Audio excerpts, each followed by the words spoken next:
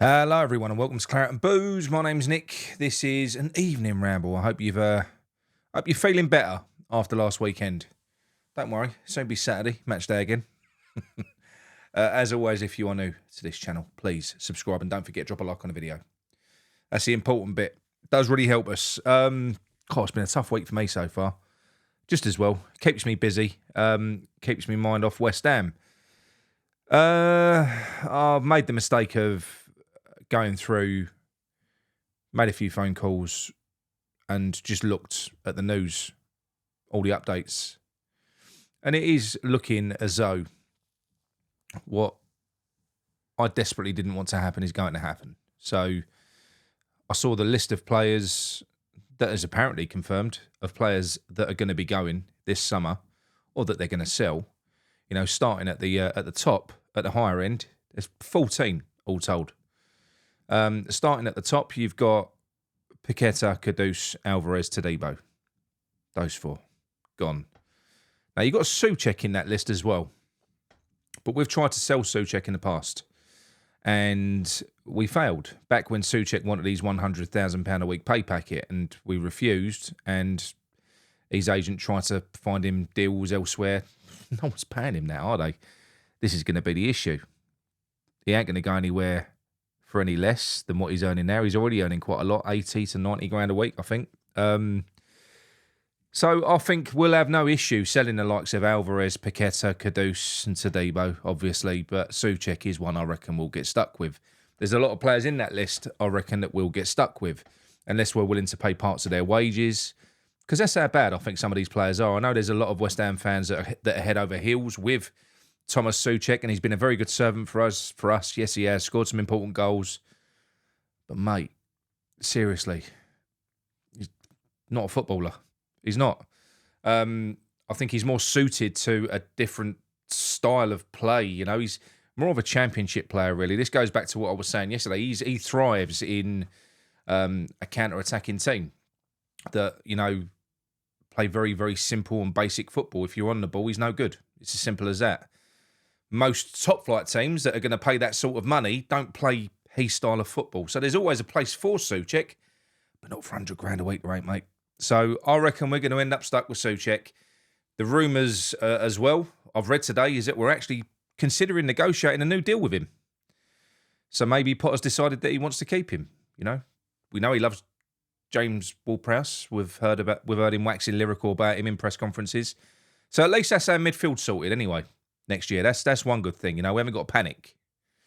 And yeah, the list is just as long as your arm, really, in terms of players going out.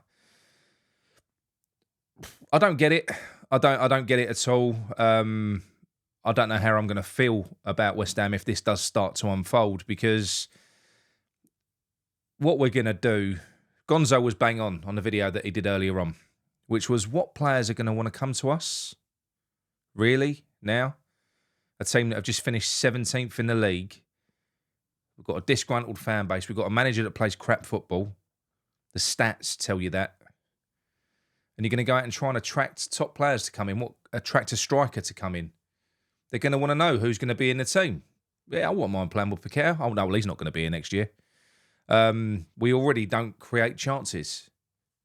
I don't know what level of player you're going to attract. Apart from the only real top level talent that you could attract are the ones that you don't want, the mercenaries, the ones that will just come for the money. Anyone that's interested in football, they ain't coming. They're not. So what does that leave us with? Up and coming players. Players that are just happy to be in the Premier League. The Championship All-Stars. Basically Ipswich from this year. Loads of players that looked amazing in the Championship. A great striker as well they had. One that we would have liked. One that could be going to Man United or Chelsea. Still weren't good enough. So there's a lot of people out there at the moment that have got a real downer, and they're blaming all of our woes on these bloody players. These players they're on their third manager in 12 months. In 12 months. I spoke about the reasons that it did fail under Moyes. yesterday in the video. If you want to go and have a look, it wasn't me slagging him off. It was just a very high level technical reason as to why that style of football will start to fail. We held on to Moyes for too long. He should have gone after the conference final. I'm fed up with saying it. And do you know what really annoys me as well? I watched a clip from TalkSport earlier on when I was talking about Ange. And you had O'Hara and Cundy. And the caller said, if Ange wins that Europa League, he's got to stay next year. What did Cundy say? First of all, O'Hara went, no way. He's proven what he's like in the Premier League. And then Cundy went on to say the same thing. You can't, because you've got to take, if he does win the Europa League and they get into the Champions League next year, that is a perfect platform for you to go out and attract a new manager to go on and build. If you stick with this manager based on what you've seen in the Premier League, it's just going to be another car crash. But what was they saying about West Ham? Careful what you wish for. Even though we was in the 35 game relegation battle the year before. But anyway, different subject. So we went from him. We had all the crap with the recruitment, with Sullivan, Lopetegui, starting, choosing 3 players each. You had Lopetegui coming in, trying to implement his style. The tug of war between him and Tim. It was just the whole thing was a car crash, and then we've got rid of him, and we've got another manager in 3 different styles of manager that want to play a different way as well. None of them particularly good, and these are great players that we've got as well. Some of them are great players, and they have to buy into what the manager's saying. They do, and I just feel like they probably don't. You know, I can't imagine Graham Potter being very inspiring to a Lucas Paqueta or a Kudus, and you do need that. You might go, oh, well, they should listen. That's not how it works. Their players they've got large profiles, you know?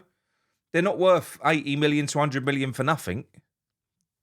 You need to get a manager in that will fit that group of players, and I did say, didn't I?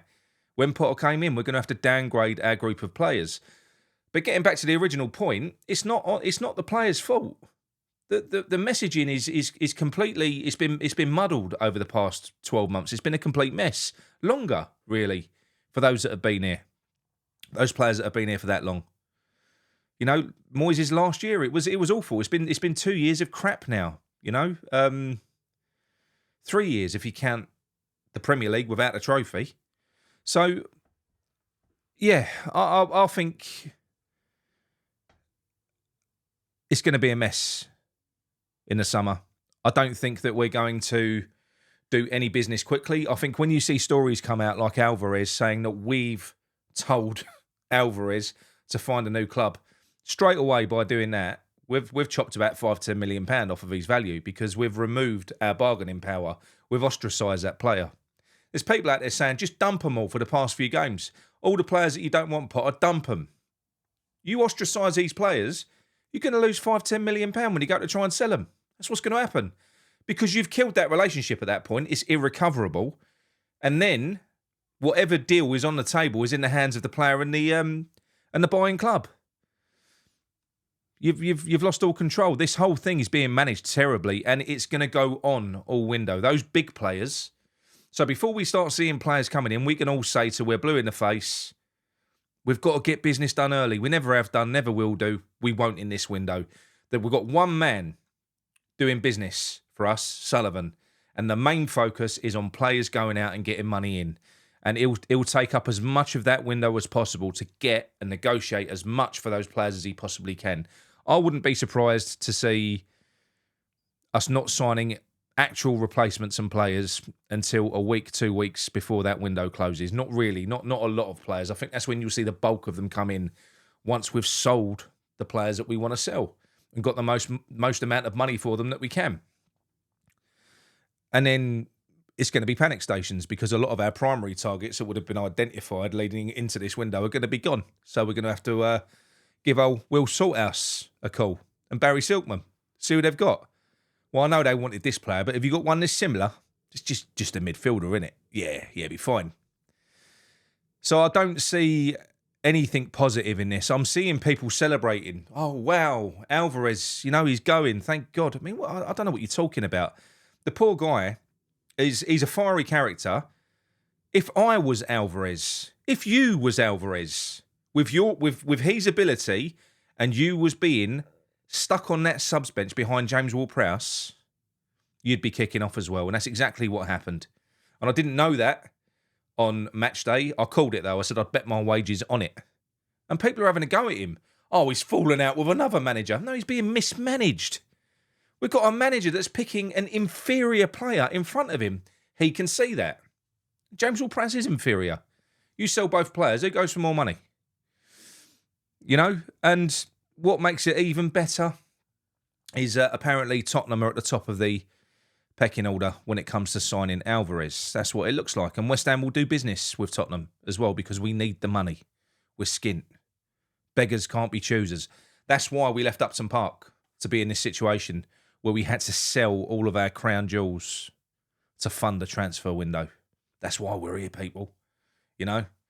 World-class team, world-class stadium and all that.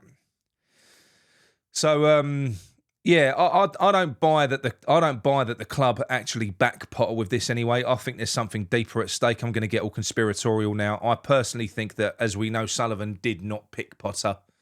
Sullivan's decided to jump on board in this window, and it looks like there's going to be a massive asset strip. That's what it looks like. Probably going to have Graham Potter's name against it as well. So, under the guise of Graham Potter, who a vast, you know, a lot of our fans are kind of going, oh no, you've got to give him time. You've got to, you know, you've got to be loyal to him. So yeah, we'll be loyal to him. We're going to sell all the players. And if it does go to shit next year, we'll blame Potter and we'll sack him. It was under him. He couldn't use the players. We had to get rid of them. You lot said, back the manager. You said it. You know, it's you know, you said it. That's what's good. That's the line that's going to be spun, really, I think, because they won't take responsibility for it. It'll all fall back onto us. Whereas my mentality is very clear and it's very simple. Don't tolerate anything less than what they promised. Don't accept anything substandard. Potter has proven to be substandard, and you're willing to give him the keys, or have the illusion that he's got the keys, to go into a summer window and let Sullivan get away with this. He's going to get away with it. He's going to do it. These players are going to get sold. They are. Paqueta will be playing for City. Kudus will probably be playing for Liverpool, because I'm hearing that he don't want to go to Dubai. So they want to sign him, but he wants to stay in the Premier League. So we're going to be watching all of these players. Todibo for Man United, Alvarez for Spurs, Declan Rice for Arsenal, all playing for opposition teams, having fun with our players, with opposition fans saying we should have paid you double. Just like what we've had to listen to with Declan Rice for fuck knows how long. And yeah, and to top it all off, there's rumours that Jared Bowen, not rumours, I mean there's strong rumours. But why would he want to stay? And when you think about it, with the way that Graham Potter's been using him, because Graham Potter's going to play three at the back. He's going to play a 3-4-3 or whatever the fuck it is that he does. There's no room for an inside right forward in that system. There really isn't. And he's been persisting with playing Jared Bowen in that forward line, maybe hoping that he's going to click and he's going to get it. Because he don't fit in the way that Graham Potter wants to play.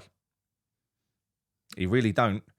And that's another one, as much as we love him, at the moment, he's worth what, 60, 70 million? He goes and has a quiet year next year. He's another year older, getting closer to 30. He'd be worth tuppence. Because Jared Bowen hasn't got the dazzling flair of all these other players. He needs goals to be worth what he is. I don't think Potter's going to get the best out of him. He hasn't got the best out of him at all so far. And I don't think that Bowen does fit in the way that Potter wants to play.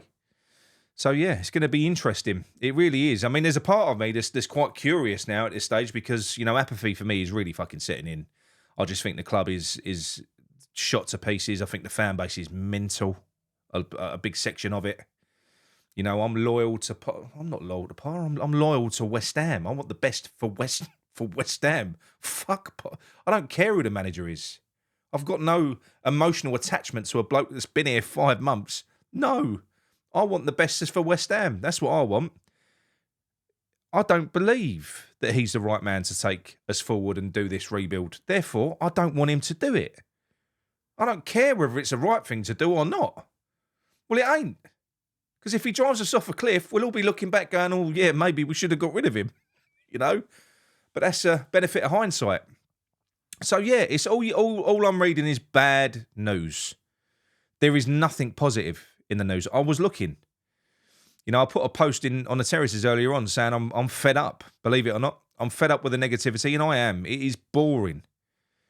What can we do a show about? And, you know, Will said, you know, do a My Hammers 11. I might actually do that tomorrow with, you know, maybe me, Mickey, Ryan, and a few others. Just talk about the old times just for a show, just to have a break from the fucking monotony of this reality that we're having to live in, because it is miserable. I'll feel happy come Friday. You know, they fucked my weekend up. They fucked my week up. They do. And I resent this because I'm still at a stage, even though, you know, I'm a working man, got a missus, got kids, got dogs, got a house, got a business, kids' football team, all that stuff going on. And I'm 45 years old, and my football team still dictate my mood. They do. You know, they're ingrained in me. And I resent it at the moment because they don't deserve my emotional investment in them. They really don't. And I know I'm going to feel better come Friday, and I'm going to feel chipper. You know, I don't feel too bad now, but come Friday, I'll be buzzing again. And then Saturday comes, the anxiety sets in. And then we invariably play shit and we lose. And then your weekend's ruined. It's just, they ain't bringing nothing positive to anyone's life at the minute, this club. They're not. Nothing at all. Absolutely fuck all. And it's been like this for ages now. And this summer is going to be tearing the heart out of what I love about West Ham. You know, what few players that I enjoy watching in this club are going to be gone. They're going to be gone. I'm not going to be able to get on board with that next season. I don't think. Not really. I'll keep an eye on it. Of course I will. But, and hope that it goes well. But, yeah, if it plays out the way that it's rumoured to be playing out this summer, I think that's going to be it for me. All we're going to buy is a load of overhyped, mostly shit, up-and-coming talents. That's all they are. We'll be paying 15, 20 million for the next best thing from the Championship. And, you know, they don't all come off. They don't. And invariably, you need to be putting these players in amongst Premier League class players to bring their levels up. As John used to say, iron sharpens iron. You just have a fucking Championship team, they're going to be a Championship team. It's the same with the youth players. Everyone, you know, we all want to see youth players come in, but there's ways to bring them into the team, and you've got to do it slowly and over time, not en masse. Not en masse. You've got to bed them in. Look at Scholes. Scholes has started to struggle. So you can't throw them all in. You need the good players in and around them to bring everyone's level up to where it needs to be. It's a mess. It's a mess. But I am now. I've been saying that I think Potter's going to go. I think that's just me wanting it to happen. He's not going to, is he? He's not going to. And I think the reason being is because this is golden for Sullivan. Absolutely golden. He can cash in on all these players to make up for the lost money, you know, not being in Europe for a couple of years. And, yeah, and just blame him and sack him because he weren't his man anyway when it goes wrong. So, yeah, Sullivan's on to a winner again. He never loses, that bloke. As long as he gets some money, that's all he cares about. And he always will. Anyway, look, that's it from me. Glad I was here to cheer you up. Speak to you all soon. Come on, you irons.